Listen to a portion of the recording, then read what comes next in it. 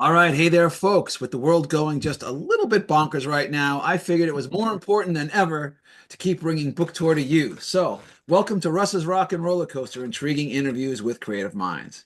Well, a few months back, I was doing a rewatch of one of my all-time favorite shows and thought, hot damn, I gotta do an episode on this. That's why tonight I'll be taking a deep dive into The Shield, a crime thriller that practically reinvented the genre, featuring the incredible Michael Chiklis as the other kind of cop, Vic Mackey. And with me tonight to host a family meeting is my pal and fellow wordslinger, Dayton Ward. Dayton is a New York Times bestselling author or co-author of nearly 40 novels and novellas, including his ongoing contributions with many action-packed narratives to the Star Trek universe. Welcome back, Dayton. Hey Russ, how's it going? All right, my man, always good to see you. All right, just a heads up to the folks at home. Feel free to send notes or questions you have for me or Dayton in the chat box during the show, and we'll get to a few at the end. All right, so Dayton. So let's talk about the Shield. So when the show starts, we've got this charismatic lead character in the form of Vic Mackey. He charms and intrigues us as he leads the newly formed strike team into the dangerous drug world of urban LA.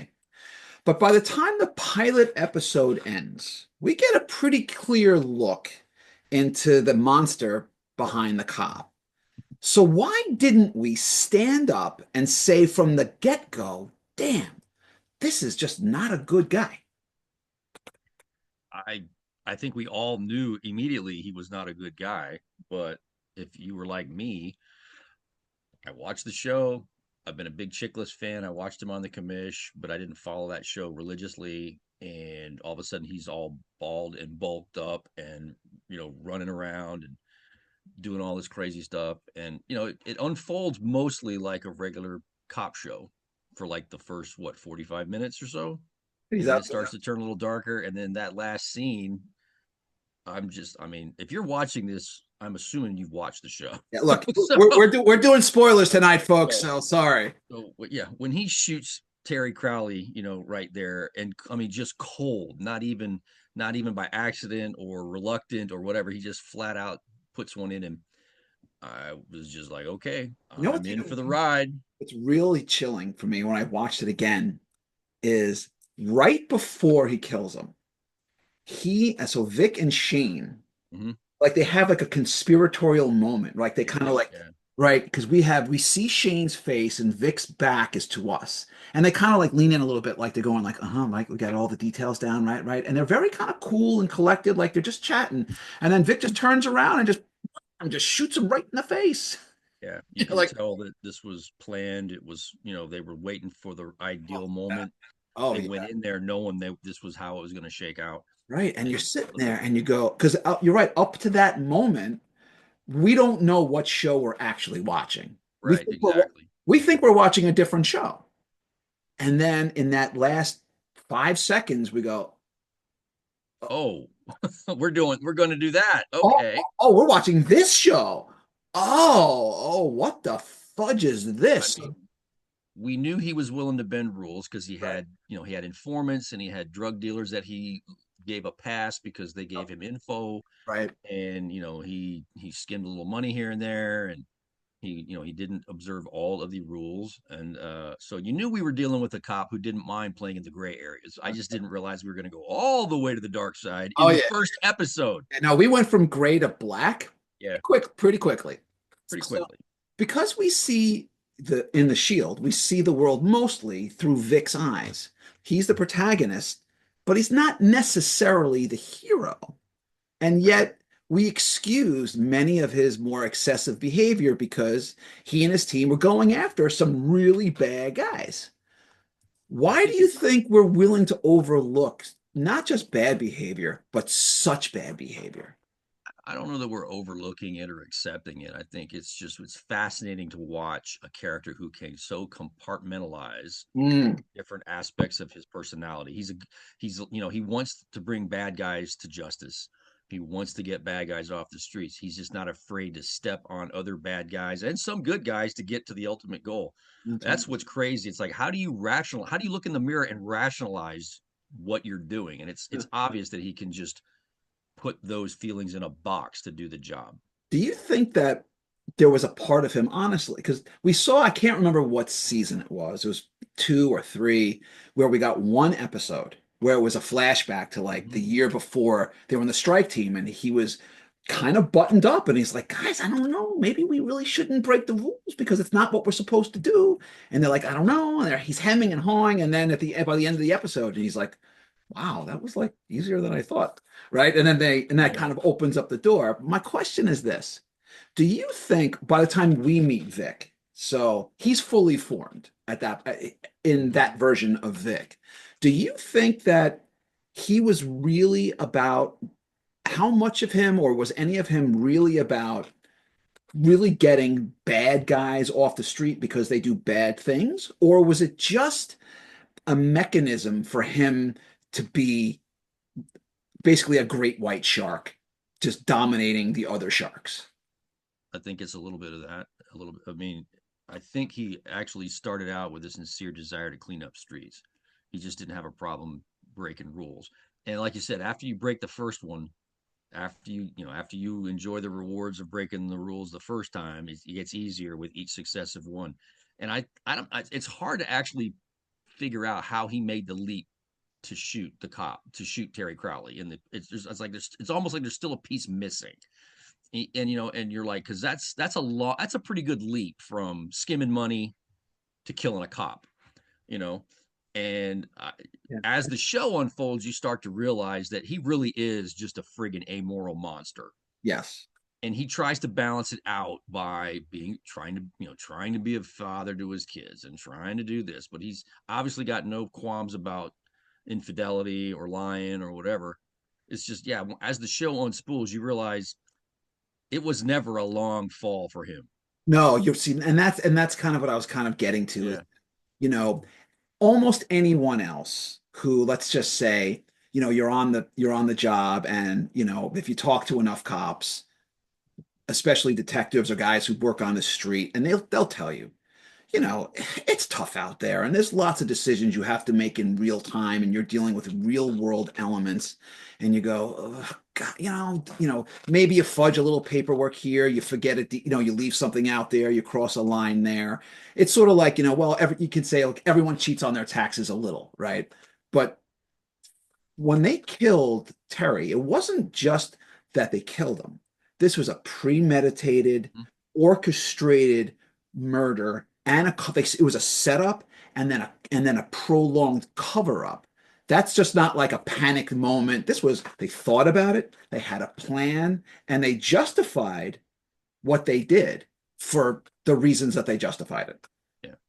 Exactly. That's what you when you start to pull it apart, and as the episodes start, as the season unfolds, you're like, this guy has zero morality. At least I mean, he's able, whatever morality he does have, it's not offset by his will. It's offset by his willingness to do these other things. And yet, right from the beginning, so we know right away, right, that he kills Crowley at the beginning, and it's a little screwy.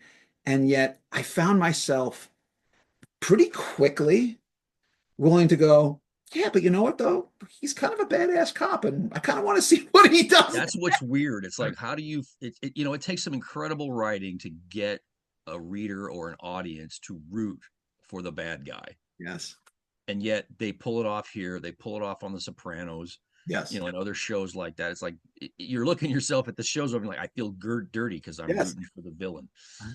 But at the same time, it's like the people who are supposedly the heroes on the opposite side of this are not people I admire right. necessarily. Like, I love the way the show opens, where we have Aceveda giving the press conference, and he's talking about how crime is down in the 4 months he's been in Yeah. charge, and blah blah blah, and they're intercutting it with Mackey and the strike team chasing his drug dealer. It's just like, Yeah. oh, everything's doing great, people are safe, they can go get, what Nothing, did he say, nothing go to get see here, groceries. folks. Yeah. Nothing to see here, folks. And here's Mackey throwing drug dealers, making, it's ridiculous. So let me ask you this though. You said something interesting, right, about rooting for a villain. So we know that from the beginning that Vic, look, either he's a bad guy, or we think, well, there's a part of us that maybe thinks, well, we're kind of giving him the benefit of the doubt because maybe Crowley was really out to fuck him over, and you don't know. Did you see at that moment? I mean, in subsequent viewings, it's easier to have a different mindset because you know everything that happens. But the first time you go through it, are you thinking early on, really, wow, I'm just watching the villain pretend to be a cop? Or are you you're kind of more on Team Vic than you're not?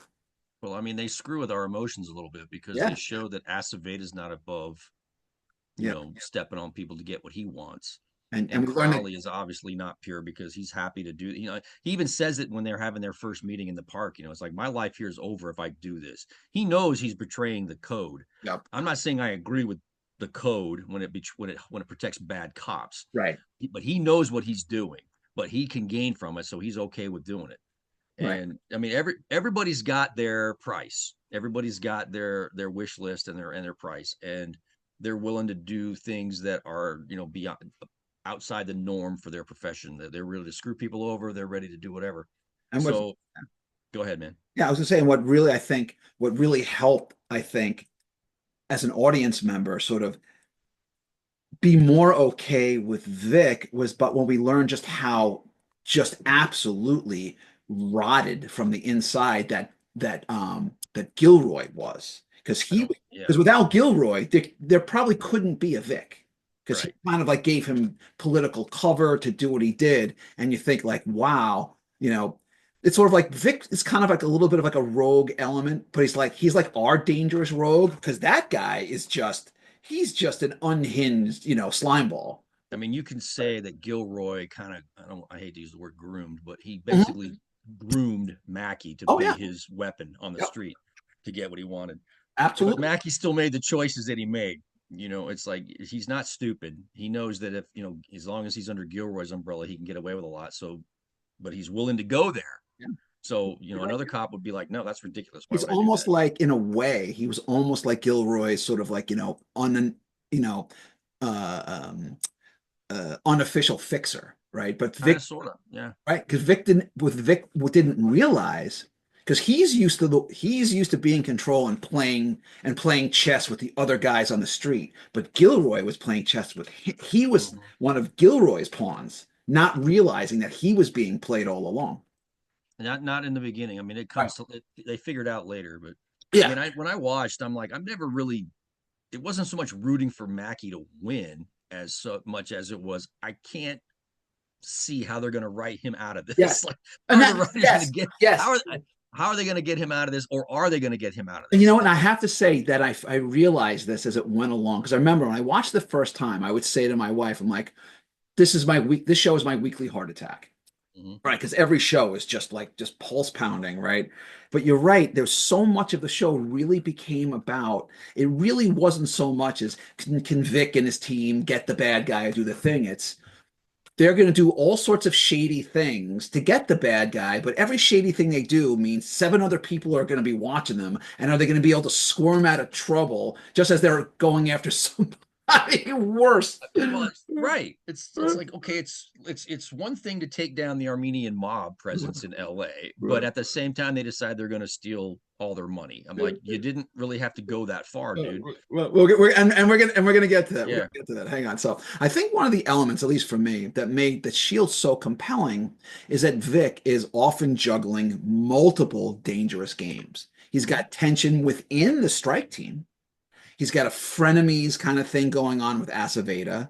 And then he's got Dutch and Claudette, who often fear the worst in Vic, but they're also caught between that, code of the blue wall. So kind of talk to me about these multiple relationships and kind of how Vic is at the center of all this kind of chaos. Well, what's crazy is, we have to remember that throughout the run up until what, the fourth season, when it's Forest Whitaker there doing his Right. thing, Yep. you know, Ronnie and Lem have no idea that Shane and Vic took Right. out Terry Crowley. That's They have right. no clue. That's right. And so Vic is trying to maintain that fiction. Yep. And Aceveda knows from the second episode that Vic had to have something to do with Terry Definitely. Crowley. Yep. And so that drives what, 2 or 3 seasons worth of drama between those two guys. But at the same time, Aceveda has his own ambitions, and he knows Yes. that Mackey is more often than not useful That's to right. getting where he needs to be.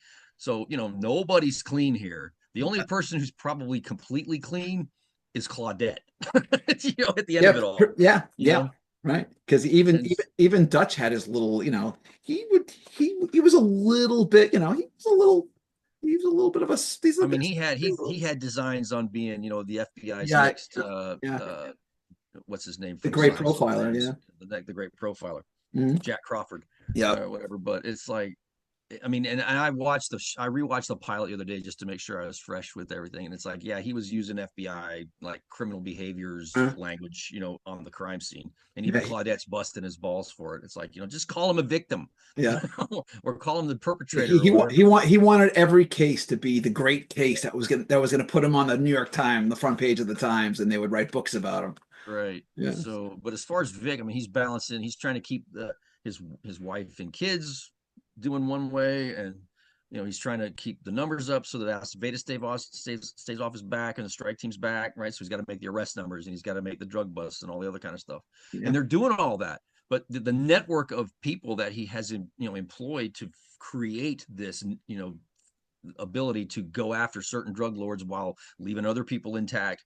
Yep. And even Dutch and Claudette start to figure this out at some point. It's like, well, how is it that, the great Vic Mackey, with all his knowledge and all his street marts and all his street guys, just can't seem to find the one Armenian dude, Yeah. Right. I mean, it starts to unravel at that point. I Yes. don't know. It's just crazy how he's able to. And of course, I don't. I think he sleeps like 4 hours a week I from the know. stress of It's keeping the really lights on. amazing. And yet, like when there was that one storyline when they found that it was the like that Asian sex trafficking ring and they were making all that porn and you're like, Yeah. see when stuff like that happens, you say, you know what, Vic, go do your go be Vic. I mean, even in the first episode where he's got, the guy's got the kid, they think the guy's got the kid locked away somewhere, so they bring Vic in to question the guy, Yep, yep. and Vic just starts beating him up with the phone book, and I'm like, Yeah. Oh, okay. I honestly don't care how hard he hits that guy. That's right. He's like, right. So He's if it was me, I'd hit him. If it was my kid, yes, go yeah, right ahead. right. He's like, So, oh, but then you sit back and you're like, wait a minute, this is I'm going down the same dark path. but isn't that it though? But that's just it, right? Mm-hmm. So Vic walked on sometimes on the edge of the darkness, and sometimes he just dove in head first. And Yeah. we all sort of in our own ways. Most of it is emotionally, psychologically. We we're there, and you can understand. We have a tendency to say you can't, you shouldn't, never. But when it's you, suddenly like maybe we could make an exception this one time.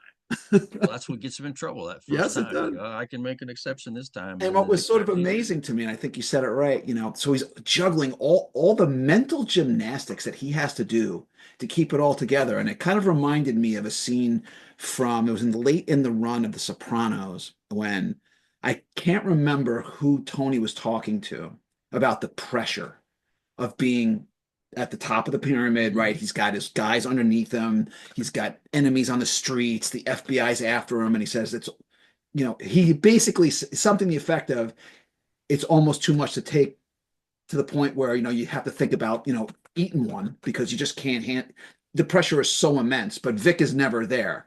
But just the amount of pressure and the mental veracity that you have to have any one of those relationships that he's navigating would would melt most of us. Most of us, yeah. And for him, it's just like, yeah, that's just a day at the office. Yeah, yeah, I'm juggling 11 psychopaths. No, I'm good. And I am one too.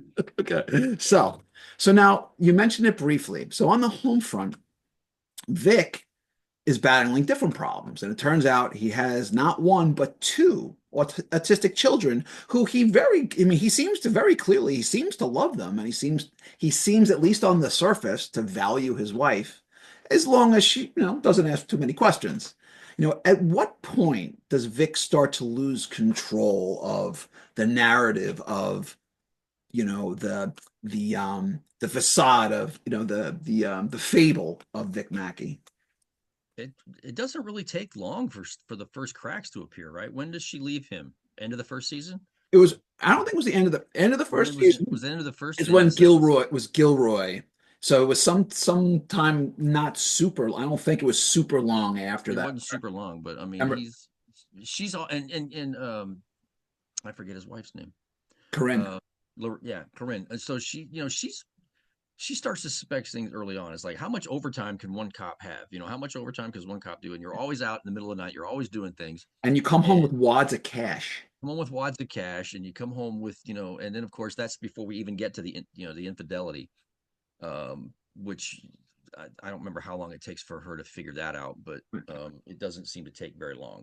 No. And but I mean, she's struggling, and this is before they even had the diagnosis for the kids, right? That doesn't happen until later on either. So at the meeting, she's just got her hands full trying to work and then have 3 kids.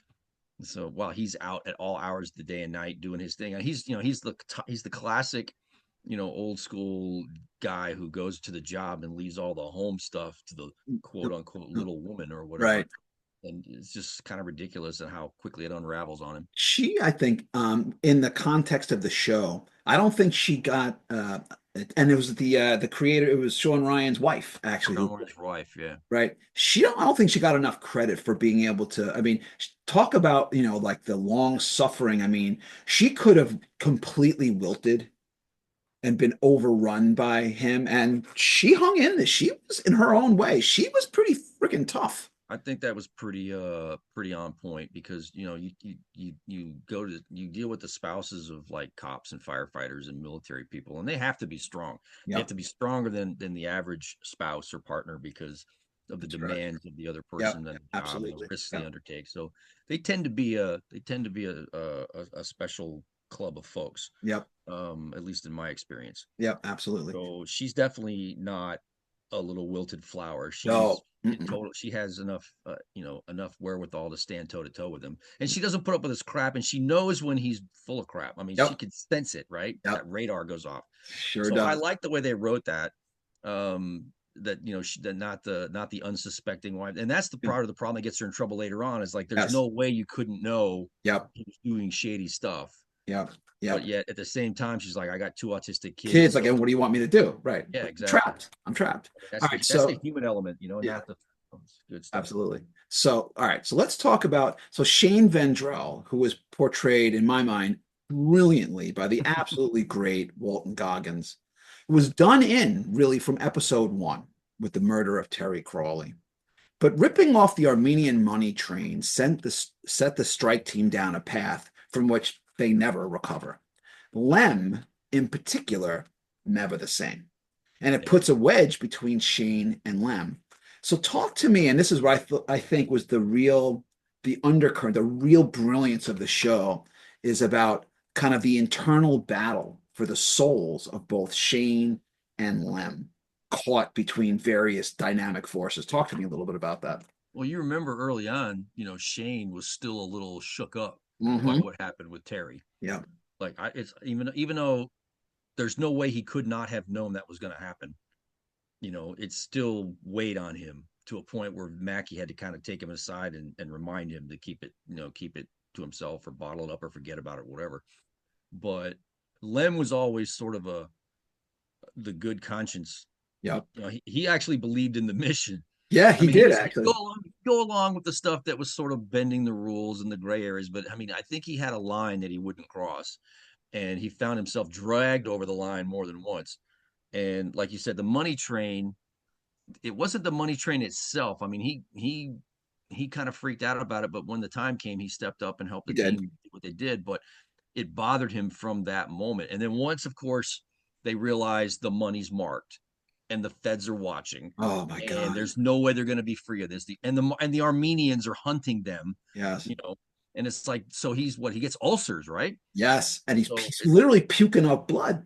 and to him, the solution is to just make the money go away and Oh all their my God. problems go Oh away. my God. And Oh, what a scene when he's out there at the furnace and he's just shoveling the mhm. cash in there, and Shane is freaking out. Like, what are you doing? I mean, it was Yeah, what, that a couple of that $1 million in cash, and that was the burned it. moment that it was That was done. it. They didn't know it, but they were done from that They were, moment. you're right. They were absolute the burning of that cash. Yeah. That was it. That was the action. That was the official beginning of the end. Right Because at that. even Ronnie, even though Ronnie still doesn't know about Terry, Yep.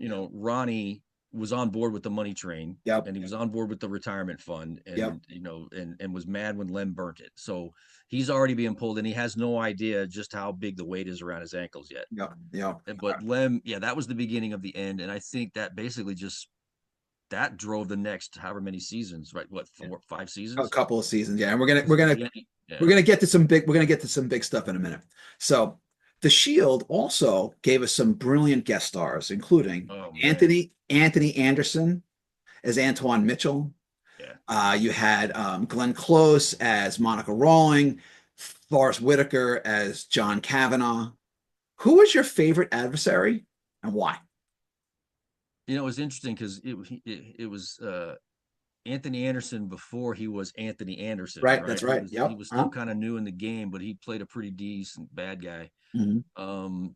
But Forrest Whitaker, I love him in everything. Of course. I mean, so I honestly, as I watched that season on Spool, I'm just like, how in the hell is Vic gonna get out of this? Because this guy can meet him on the mental battlefield. He's not stupid. He's street smart too.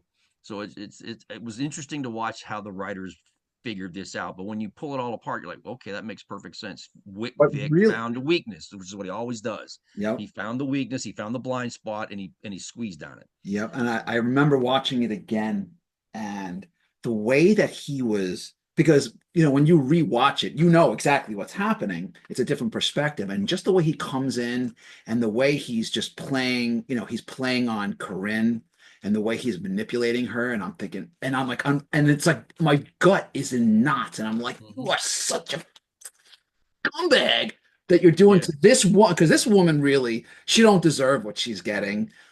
But you know why he's doing it because tactically it's a smart play, Yes, it is. right? I mean, he borrowed his way in and he took his time. He would lay hints and then pull back. He would lay some hints, he'd pull back. He'd get Corinne questioning herself to start a little bit of divide and conquer, open up the room for doubt, pulled open that door more, and he got in deeper and deeper and deeper. Woo!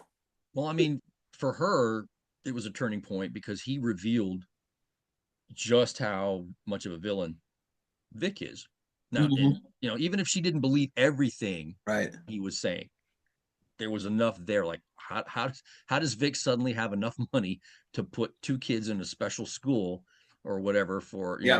and For it's just like autistic kids, on a yeah. cop salary, Right. and because she's not stupid, she No. she might be willfully blind, Right. but she's not stupid. And when he starts to lay it out, and then of course lays out the caveat that she can go down too as Yes. an accomplice, that's when things start to go bad for her, and Yeah. there's no recovering that relationship between her and Vic. No. And what's amazing to me is the fact that, I mean, Corinne obviously she struggled because who wouldn't? But wow, under that pressure, she held the way she held on and held her own. What I mean, that to me, now that is impressive. That is damn impressive. All right. Yeah. So one storyline that I thought had a lot of great tension-filled momentum in the first half of the series, but to me never quite got a satisfying resolution was Julian's struggle with his sexuality. Yeah. Talk to me about Julian, his relationship with Danny, and both of their relationships with Vic. it's it's I didn't have a problem with Julian being a homosexual. I just felt like you said, I think they dropped the ball there. Mhm. They tried to. It's almost like they had second thoughts about his storyline. With the way they tried to force him into Yeah, they needed that. getting married and having a kid. It was like overcompensating, Yeah. and I realized that was meant to fire up the personal drama with Julian. But as far as his relationships with Danny and Vic, I mean, it's hard to. Vic basically uses everybody. Yep. So you can't just say he was using Julian because that's not remarkable at all. Vic uses everybody. But I Uh, thought it was pretty great though. And this is what kind of always made you sort of look at Vic the other way. And when he says to Julian something effective, like be you can't go through life hating who you are, Yeah. I mean, right? I don't think he had no problem with Julian being homosexual. He had None, a none at problem all. with None. Julian lying to himself about it. It's like, how are you going to be an effective cop if you can't be honest with yourself? Right. And I think that's the lens he tried to look through it. Yeah. And I mean, he brought him on the strike team, and he brought him, he Yeah. brought him under his wing a little bit. And even though Julian's again not stupid, Right. he knows there's more going on with the strike team than meets Well, the he eye. said, remember at the beginning, he's the one who went to Aceveda and said, I saw them steal a brick of heroin. Yeah. And then he kind of decided to, and then Then he took it Aceveda back. warned him. Yeah. He's like, are you really sure you want to be pushing on this one? Yeah. Vic So ain't no, he ain't no regular cop. you're not ready for this. You're not No, packed you're for this. not. That's exactly it. Like you are not ready to You're be not ready to taken take on on this Vic. guy. No, no, not at all. All right. So just a quick interlude for the folks who came in a little late. If you have any questions or comments from me or Dayton, put them in the chat box and we'll get to a few at the end. All right. So let's talk about those final seasons. Three scenes in particular. Two involving Shane. First, let's start with his final discussion and his final moments with Lem. Lem's on the run because he got busted with a brick of heroin and he's facing a possible long prison sentence for drug trafficking. But unbeknownst to Shane, Lem has refused to turn on his friends. Talk to me about how Shane ultimately handled that and what your reaction was. I mean, we have to back up a little bit. Okay, Because, do it. it's because Lem got caught by up in basically his own carelessness. Really, Yes. is what started it. Yep. So and then once Kavanaugh got him, his hooks in him, it was over. He started to push on Lem, and Lem. I think is that the scene where Aceveda realizes that Lem does not know about Terry Crowley. Yep. He's like, you did not know. You mean you never knew. He never told you. And Lem is completely gobsmacked by the notion that Vic did this, even though he knows Vic is capable of some pretty dark stuff. And so that's the beginning. And even after all of that, he's willing to run to Mexico, right? Yep. And protect the team. Yep. And for whatever reason, Shane doubts that he'll go through with it. And basically Shane panics. He Because does. it's all coming down around him all, and he can't deal with that. So the idea that he's decided that this is the way out is to take out Lem is pretty dark. I mean, in his own mind, he's like, "Well, Vic shot Terry to protect the team. I'm doing the same thing." Right. But still, it's like, okay, you just shot your brother, or you just blew up your brother. Yeah. So what else will you do? And I remember, and even though I know it now, I've seen the show several times and I know it's coming. And I remember the very first time I saw it, I remember exactly my reaction because I called a buddy of mine right after I saw it. And you feel all this tension and this could go any number of ways. Are they going to like physically get into a fight? Are they going to pull their guns on each other? Are they going to hug it out? Are they going to, we don't, it could go, this is a dark place they're all in. And then when you see Shane kind of walk up to the car and he just kind of like puts something in there, because we know before that they had stolen, there was some grenades from another bust, and he walks away, and then you just kind of hear that rattling and you just know it in your gut, and that boom. And I remember I just went, no! I yelled out, no! And then I called my friend and he went, it was Can't believe they went there. Oh my God. I mean, like the one guy that's always the way. Right? Why is it the guy still has his soul is the one who has to be, he's always the one who has to suffer the most. Yeah. And then, of course, they find out later that Lem had no intention of betraying the team. He That's was going right. to take the deal. He was going to take a prison sentence and eat it. And then so Shane, of course, is completely blown away by the fact that he did this for nothing. For absolutely nothing. And really after that happens, yeah, that's the end. Well, then Vic starts to put it together that there's holes in his story. All right. Yep.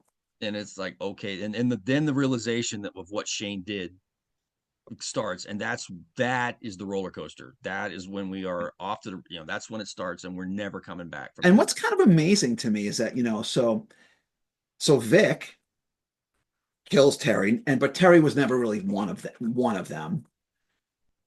Lem was. If push came to shove, you'd have to think that Vic would hang Lem out to dry in one way or another if he had to. If it was if it was Oh, if it was Vic or Lem, Vic's always going to pick Vic, always. I think of the three, I mean, he and Shane were always, described as being tight. But once it all went downhill, I think there was a there if there I think he probably would have protected Lem. I mean, he obviously threw Ronnie under the bus. So, Oh, oh, oh, so, you think?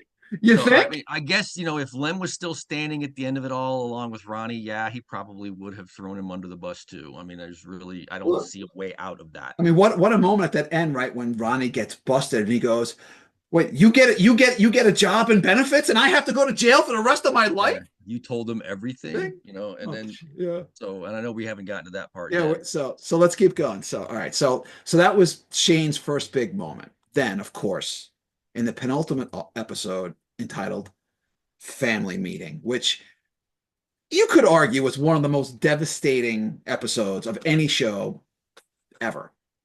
Shane's in trouble. It's not just him, it's Shane, his wife, and his son. They're on the run from Vic and the cops, and his kid is sick and is using every trick and every dirty little, backwater angle he knows to keep him and his family going until they can get out of the country. And then things, as they always do, they turn to crap and his options get limited. Talk to me about his solution and how that one act turned the entire series on its head. Well, I mean, we have to back up a couple of steps, but not much. I mean, he because he's using Vic, he's using Corinne, he's using all like you said, he's doing everything he can to stay one step ahead of everybody, and with the threat of exposing everything the strike team has ever done. He's got the letter, he's got the diary or whatever it is that he wrote with all of their sins, Yep. and then once Vic goes to ICE and confesses everything for immunity, there's nothing left for him to work with. There's no leverage, there's no threat, there's no anything. And so what's the point? And of course, there's no getting out of it because everybody's closing in. So I mean, it's honestly a coward's way out. I mean, I'm not a big fan of I mean, I can't approve of that as a way out. I mean, he could have gotten his wife and his kid taken care of, right? Yes, he would have had to go to jail, but that's the price you pay, I guess. But he didn't have the wherewithal to even look out for the safety of his kid and his wife. But there was that great moment where a little bit before the final scene, he's in that convenience store and Yeah. and he's busted. I can't remember exactly what the moment was where he knew he was done, and he goes and he buys his son a toy truck or whatever it is, like a little gift, and he overpays, and he comes home and he goes, Family meeting. and he kind of like, but the way he says it was sort of like any parent who's like, maybe you had a rough day or you have to like give some bad news, any normal bad news. And he goes, all right, okay, guys, family meeting. I mean, if I'm in his shoes and I'm looking at life in prison, assuming I live long enough once I'm Right. in prison, right? The thought would never occur to me to take my family with me. I mean, It just never would. here's what I don't know if it was 100% clear. Do you think that his wife knew that what they were drinking? I I don't know. It's a good question. I mean, I guess there's room for it to go either way. But even if she did, the kid didn't, No, that's for sure. and I'm just like, I don't think so. I don't. Well, maybe it's possible. I mean, it can be interpreted either way, but I still think it's just a bad way to go. I mean, the kid didn't deserve that God, no. for sure. And then there he was, and just literally he's writing this letter on, he's literally in the bathroom. He's writing this letter, and there he was in the classiest fashion, just Yeah. sitting on the crapper. They just, And she's pregnant again, by the way. I yeah, forgot. There's right. another kid in the equation. Right. Oh, So that's it's, right. You're right. Oh my God. That's right. She was bleeding. That's right. Because mhm. you're right. So, and there it So is. And all this started from, this is after the end of 7 seasons. If we go yeah, all the way back to the very first episode, if they don't kill Terry, who knows how things who unfold. knows how I mean, things would go. they were probably destined for, it was going to be a shit show eventually anyway, because of just they'd have found some other They would way. have found some other way to fuck themselves up. But in any case, all right. I mean that scene where Vic confesses Wait, wait, everything. wait, wait, wait, wait, wait, Oh, yep, we're yep, past that. yep, yep, yep, yep, yep, yep, yep, yep. Okay, so, Okay, you want so, to save it? Okay. so, so. Now the moment. Vic gets himself a job. So he gets fired. He thinks for a while, he thinks maybe there's some way that he's going to use his Vic charm and bullshit to get his job, to save his job, but he's done. There's just a trail of bodies. There's a trail of mess as far as the eye can see. And he still finds a way to manipulate his way into getting a good job with benefits for ICE with the theory that Ronnie's coming with him, which of course doesn't happen. And then he's out of options until he cuts one last deal. He gets jobs with an immunity from, was it ICE or ATF? I can't remember. Nice. ICE, right. For himself, except Ronnie's deal doesn't work out. So talk to me about Vic's big confession. So, he's trying to get an immunity deal for him and Ronnie. And for whatever reason, the feds misinterpret or dragging their feet or whatever. And so Vic in the beginning, right, when he first hears that Ronnie's deal hasn't come through yet, he's like, it's either both of us or neither of us, right? Right. And then of course, true to form, and the more he goes ahead and throws Ronnie he goes ahead and gets in there and gets his deal because again, it's his leverage, it's the leverage that Shane still has over him. So he goes in there and he decides to take the deal. He signs the paperwork and then he lays it all out. And that is just that sequence where she sets up the tape recorder and then just says, all right, begin whenever you're ready. And what is it, 30, 45 seconds where he doesn't say anything? Silence, just absolute And silence. the camera's on him the whole time. And you're And just sitting there and you're thinking, like, is he gonna do this? yeah, you're Is like, is he he really thinking about it? Yeah. Is is he he going to gonna back do it? out? Is he gonna really? Is he gonna actually happen, or is he gonna spin a lie, or Right.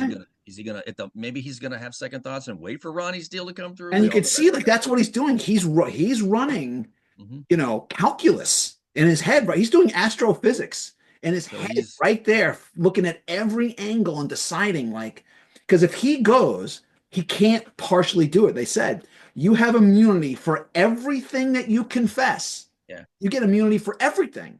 So he kind of has no, if he's going to open that door, that Pandora's box, it's got to be all the way or not at all. yeah, and you can. I mean, I think Chickler should have gotten an Emmy nom Oh, just for yes. that scene. 100%. So My he God. finally starts to lay it out, and of course, the more he talks, the more the feds are horrified by what And they have and the done. look on her face right at the end, and she says, "Do you have any idea what you've done to me?" Yeah, yeah, and it's crazy, and you know that from that moment that she's plotting some way to Like get to, him. oh yeah, like if it's the last thing I do, Yeah. If right? it's my last thing on this earth, I All right, will make sure you pay for this. all right. So final thought: Vic is stuck because of his deal. This is a guy who he's a great white shark that has to be out on the hunt always. But he can't. He's literally chained to his desk for 3 years with no options other than to write these crazy reports every single day. But at night, when the shift is over and we see it, right? He's at his desk, the lights are off, and he goes into the safe in his desk and he pulls out a gun that's about this big, Desert Eagle. Yeah. right? And he puts Yeah. it in his back because he hears a siren.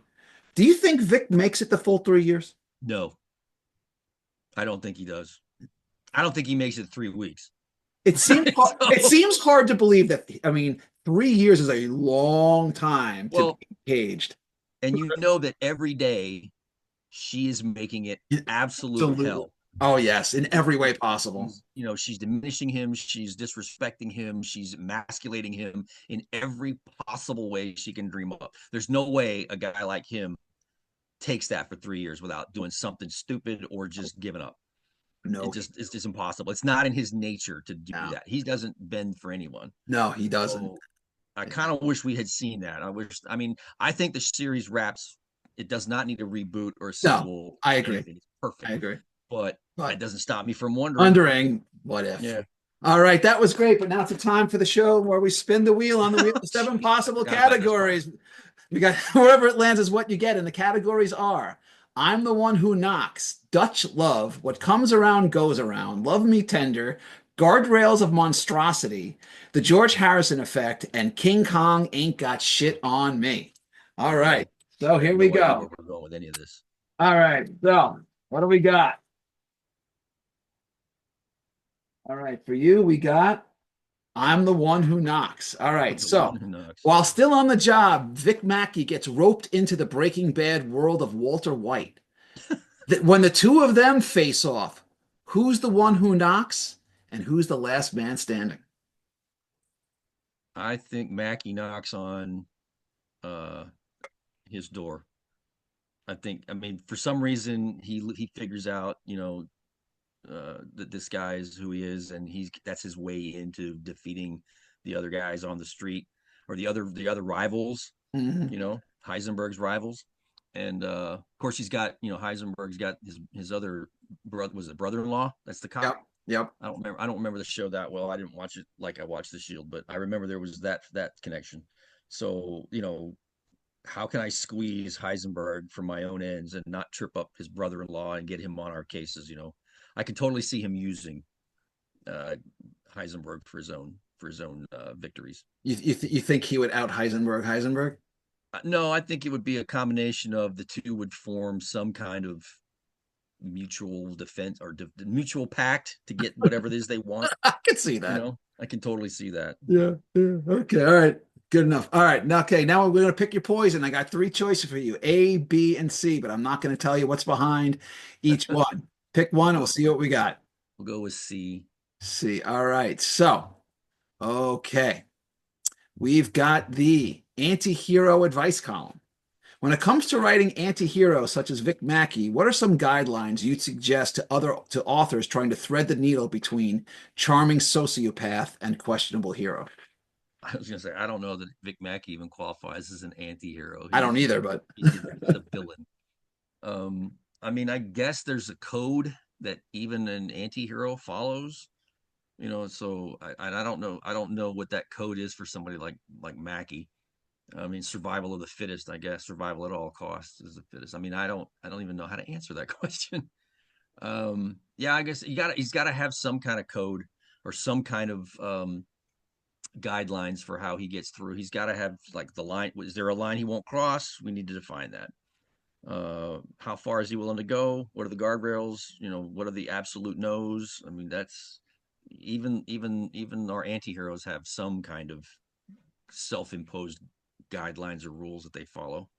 okay, fair enough. All right, so I don't usually do this, but I want to ask you another one over here because I happen to like this question, and it's the one-time exception.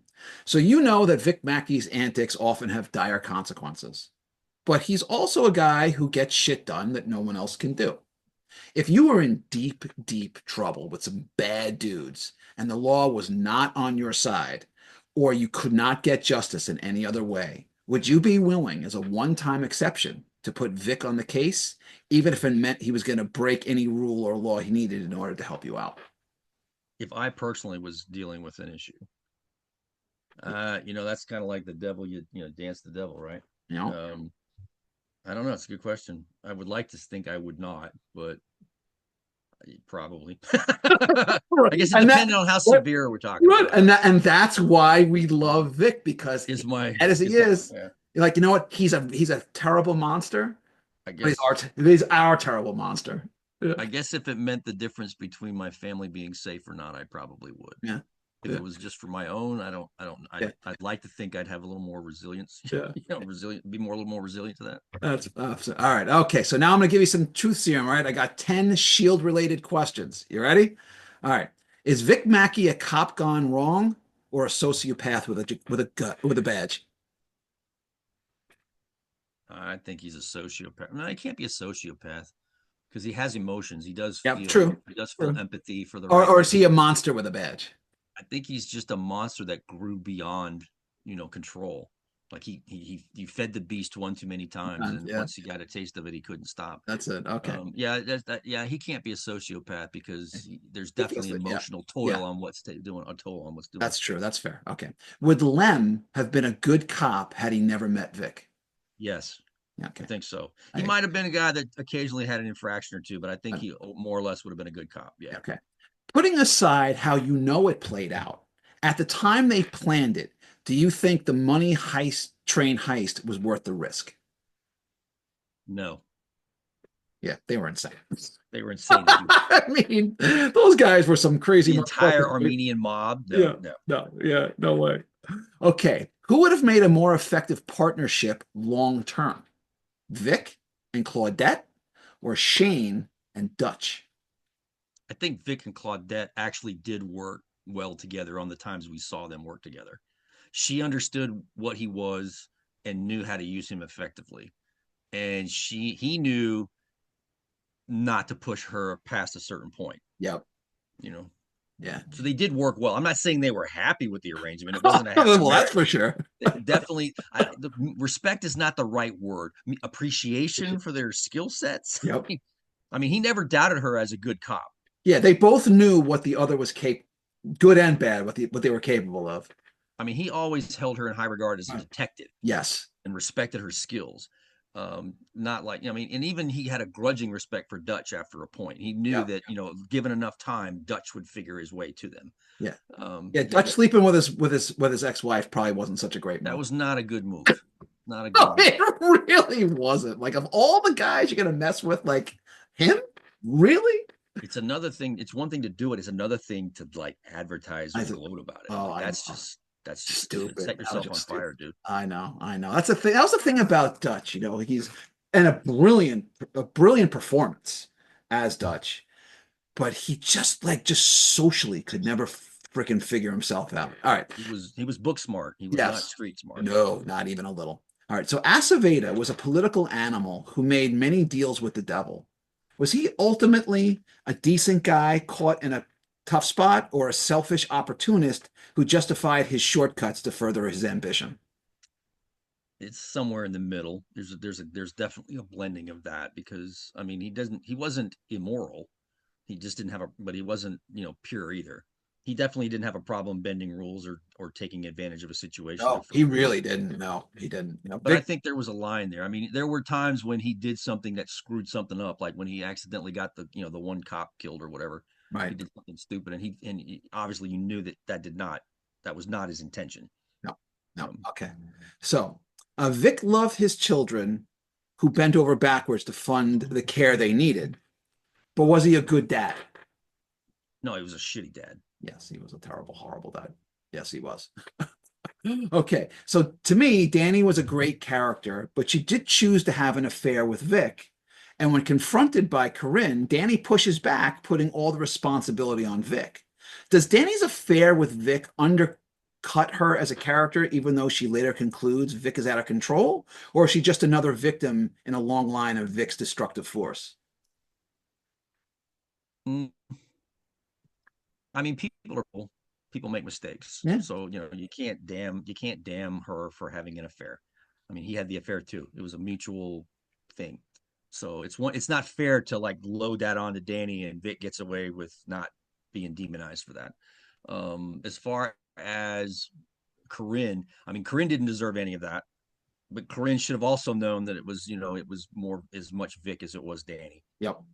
I'm not saying they're not innocents, but Oh, it's like that's they not were fair to put that They were on both Danny. wrong. They were both wrong. They're Yeah. both wrong. Yeah. Okay. So Vic cut, and as you mentioned earlier, Vic cuts deals with various drug dealers, giving them a wide latitude to do their business in exchange for keeping a lid on violence and feeding him key intel. Is that a valid strategy given the dangerous world they live in? I mean, that's what happens every day. Yep. So I'm not saying it's great. It's sort of like the necessary evil. Yep. And I mean, it happens literally in every police department everywhere, to some degree. I mean, obviously the stakes are different in an area like LA or a big drug den, for lack of a better term. Yep. So yeah, it's like you let the pawns play, so that I'll let the pawns do their thing as long as you give me the king That's or the right. queen or whatever. But That's right. Okay. it's I'm not saying it's a great strategy. I think it sucks, but I think it's in some ways a necessary All right. evil. I agree. Okay. Would you put The Shield in the top 10 TV crime shows of all time? Absolutely. Now, would you put The Shield in the top 10 TV shows of all time, regardless of genre? That's a harder sell. I don't know that I could do that. Right. I mean, not off the top of my head. I mean, maybe after some long-term reflection, but it's Yeah. hard, man. There's a lot of good TV out Oh, there. oh no. Look, I'm not necessarily saying it's a top 10. I'm not sure either, but I agree with the first, and I'm not, it's I'm definitely, not sure about the second one. All yeah. time of all TV across all genres? Yeah, Nah. yeah, No. that's a high bar. That's a That's high. a high bar to It clear. is. Okay, fair enough. All right. We're going to see if we have any questions. All right, got one here. This is directed at you, Mr. Ward. Just a thought. In 2025, this is when we were talking about Julian. A casual conversation, you repeated use of the word homosexual instead of the more casual gay sounds off. Okay, that's a Is that a comment. question? I mean, No, I guess. I mean, I don't. I'm not sure what that. I don't know. That was a. I'm not. It wasn't intended as anything denigrating. I Of was. course, it wasn't. But I apologize. Okay. All right. All right. That's all we got for here. So, all right, folks, I'm going to share my screen and we're going to call it a night. All right. So, what do we got here? Oh, wait a minute. Oh, Wait. There we go. Okay. So, what am I looking at here? what are you looking at here? Oh, you're looking at a cover of an anthology of alternate takes on Sherlock Holmes and John Watson. It's called Multiverse of Mystery. It was an anthology that was put together late last year by the International Association of Media Tie-in Writers, which is basically a group of folks who write books and other materials based on movies, TVs, games, and other IPs that don't belong to them. So we put together this anthology where we decided to all take a different take on Holmes and Watson. So all of the stories take place in different time frames, different realities. There's gender flipping of one or more of the two characters. For example, my Watson and Holmes take is in the future on the moon, and Watson is a grizzled federal agent nearing retirement, and Holmes, she is a newly assigned probie agent, not a probie. She's a maybe a mid-range agent, but never been assigned to something like this. So she's the one who's also the tech wizard in their little mystery for that book. Oh, So they very have to solve a murder on the moon. I call it a study in vacuum. awesome. Very cool. Is it out now? It's out now. You can order it online in both hardcover and paperback from wherever you get your books, Amazon or Barnes and Noble or Books a Million, Oh, and your indie bookseller if you want to order it through them. cool. All right, very cool. So if you guys like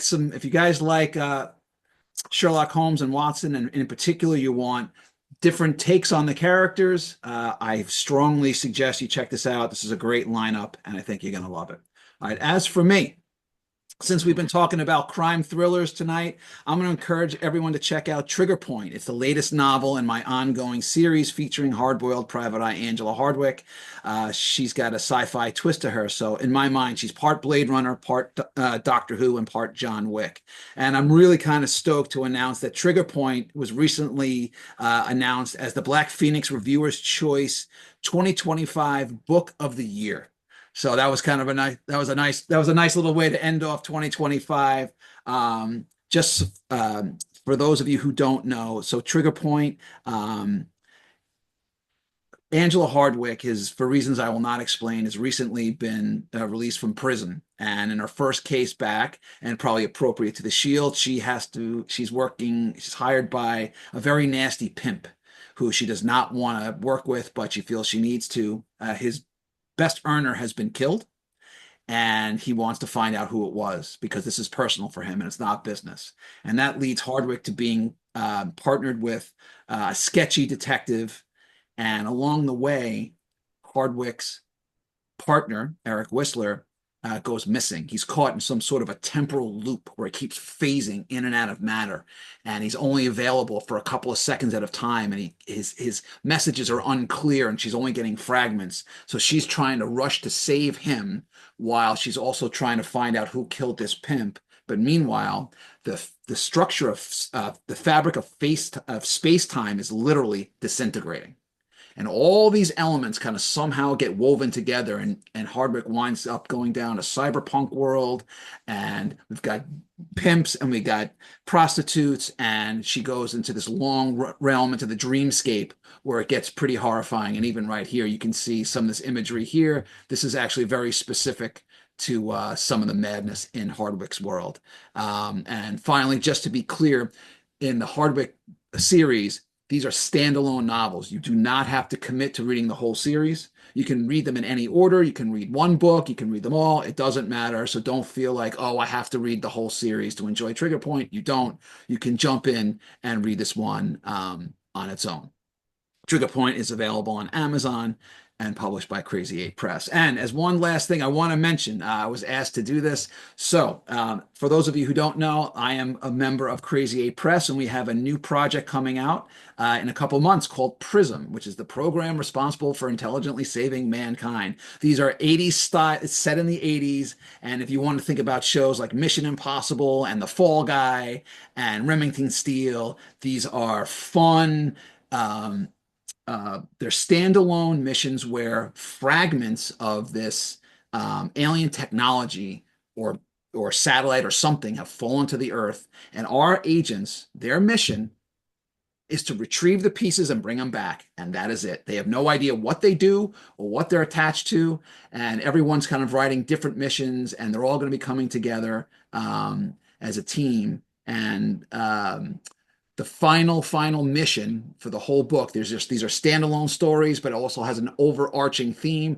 I am writing the finale, so I'm going to be bringing the whole thing home, and Dayton is on board as one of our stretch goal authors. Prism is out available as a Kickstarter.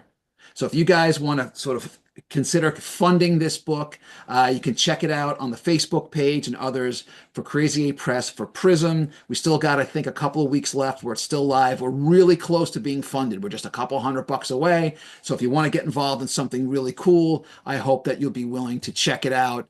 We got a lot of great writers involved, and it's going to be a great book, and it will be available in theory in July for shore leave, and if not, soon thereafter. But please consider backing this. We're real close, and it's got great stories with some great writers. Okay. All right, folks. That's our show. I want to thank my guest, Dayton Ward, for coming in and talking everything to S.H.I.E.L.D. And I want to thank everyone who's watching at home. And as always, please be gentle, be kind, be generous of spirits, and for God's sakes, defend fucking democracy, the Constitution, our healthcare, and Social Security, which we fucking pay for. Okay, that's it for me. I'm taking a mid-season hiatus, but I'll be back Wednesday, April 23rd with my final batch of episodes. That's it for me. Thanks a lot, everyone, and I'll catch you next time. Bye now.